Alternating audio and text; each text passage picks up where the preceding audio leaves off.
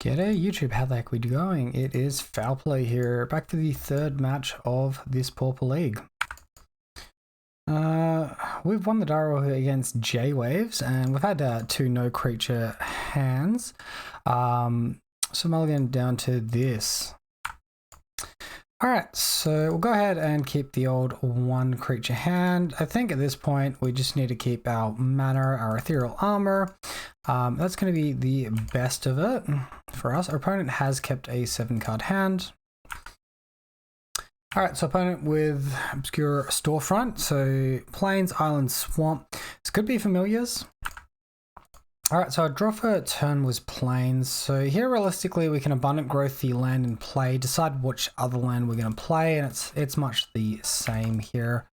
Final Lotus Petal. Damn, we've drawn pretty poorly with a few mana sources. Alright, so we'll attack for 3 in any case, and hopefully we do a bit better. And opponent with Orzohv Colors and Spirited Companion. Guess this is just another value deck. Alright, so we'll go ahead and guess that can get thrown there. That seems fine. Another abundant growth. Wow. Alright, well this is a something else at the minute. Oh goodness, what a meme this is turning out to be. Opponent no blocks. Interesting for us. So we'll pass the turn. Alright, and we see yet another mana source here. How very interesting. Alright, so we'll throw Utopia Sprawl over here for the extra point of damage. And then we'll just go ahead and attack for 6. I'm assuming there's a chump block. Maybe there's an Ephemerate to draw a card or something. We don't have like a real good way to push damage. At least these enchantments combine well with Ethereal Armor, but we're pretty far behind anywhere we want to be, really.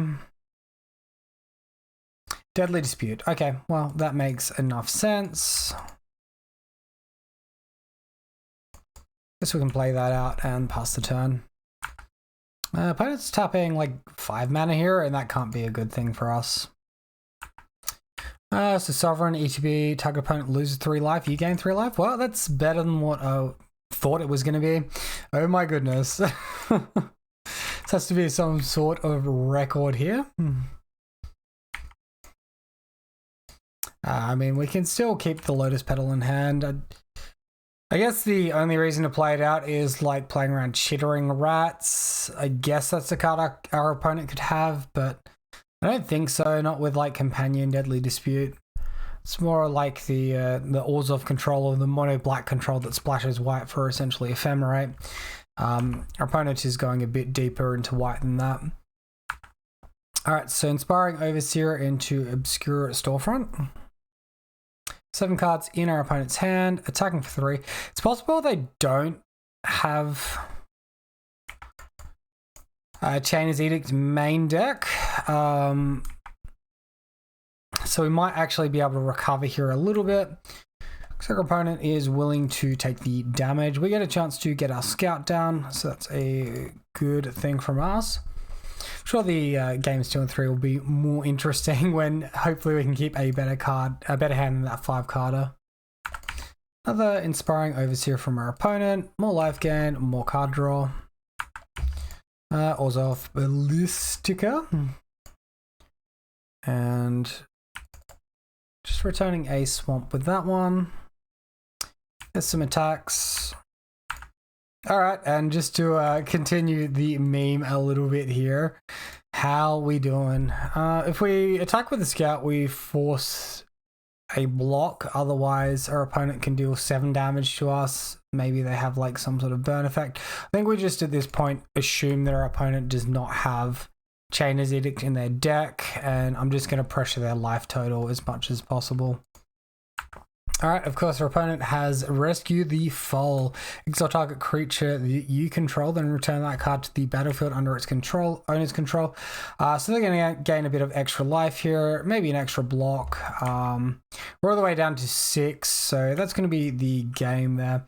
It's an interesting inclusion, but I guess it works quite well with the ETBs our opponent's deck has. Alright, so here we see a white-black Ephemerate list by Zabranzo. Let's see essentially the cards we're expecting. This particular list looks to be running 4 Chainer's Edict main deck, so I guess we're fortunate not to see our opponent play that, but pretty unfortunate with our draws at the same time. You can also see Dawnbringer Cleric here, a fistful of Ephemerates. And Echoing Decay, which could be a problem, but it has to target creatures, so it's not going to affect us. Alright, in the graveyard, in the sideboard, we see more Dawnbringer Clerics, some Revoke Existence, Arms of Hater, so a whole bunch of hate cards. Reminder as well, guys, if you do enjoy the video, please consider subscribing for more content like this. Alright, so we're versing a Chainer's Edict deck, so Young Wolves come in. We're also versing a Dawnbringer Ephemerate deck, so it's a strong argument for Krufix's Insight. I think likely we're going to be removing all our masks, then we need to look to cut another 2 cards. Given their card disadvantage and things, I think I'm going to remove the Rancors here. I think we definitely need Cartouche. Ethereal Armor's never getting cut. Sentinel's Eyes seems reasonable. And Cetacean Training helps fix some of that card disadvantage with the cantrip. So I think this is a reasonable way to sideboard. Alright, so we see this hand and it seems a bit stronger than what we had last game. No protection against Chainer's Edict, but a better combination of cards. So go ahead and keep it and get into this one. Alright, an opponent starts with Scared Barrens. We find Forest right off the bat. I think we're fine playing this one out. We'll hold off on the Utopia Sprawl just for now.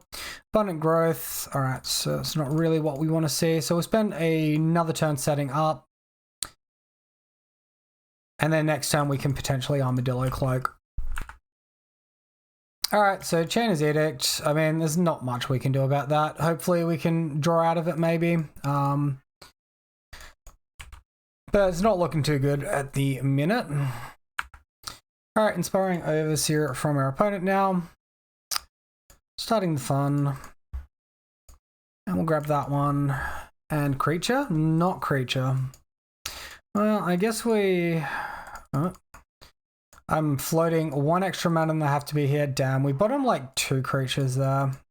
It's frustrating.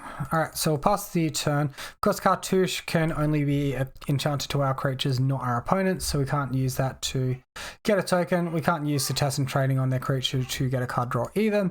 Great into Spellskite, not in these niche corner case scenarios where we're digging to a creature. Bejuga Bog from our opponent now. Alright, so if we hit a creature, we should be in a good shape, just off of what's in our hand. Even if it's a Young Wolf, it should be kind of helpful. Of course, Ash Barrens. Alright, let's take another turn off. Spirited Companion from our opponent. Squad Barrens. More developing. And there's going to be an attack for 4. Still a little bit of time to get back into this, but we want to see some action soon. Alright, well... we've been pretty unfortunate this game, like in both these games, I feel. This match is very much a meme right now, where we do the wonderful thing of losing to ourselves. Alright, Omen of the Dead from our opponent, returning Spirited Companion for wonderful, wonderful value. All the pieces of Exodia are combining together quite nicely here. And there's going to be an attack from our opponent, putting us down to 10. We do find our guy. So dead to like Arms of Hadir here, which I believe is instant speed. Outside of that, we'll just make them have it, and we'll look to force the issue here. Damn. They have the instant speed wipe effect, and we won't get the token from this either. Oh, so it's Suffocating Fumes is the instant speed one, sorry. Arms of Hater is the 4 mana one. Alright, well that puts us back in a really awful position. 5 power on our opponent's side. We're pretty much dead at this point. It's a bit of an unfortunate one. I guess there's like an argument to mulligan this hand. But like that's not the line that we went for. We went for a little bit riskier. Like it's a perfectly serviceable Bogle hand. Maybe we want to look for a second creature, a Cartouche of Solidarity in amongst it. Yeah, I thought we'd potentially do a little bit better with that hand, but I think keeping the hand in the second game was a mistake. First game was a bit unlucky, but the second game was definitely a mulligan mistake. So thanks for watching. I hope you enjoyed the video, guys. If you want to see more content like this, be sure to let me know down below. Till next time, have a wonderful day, and I'll see you then.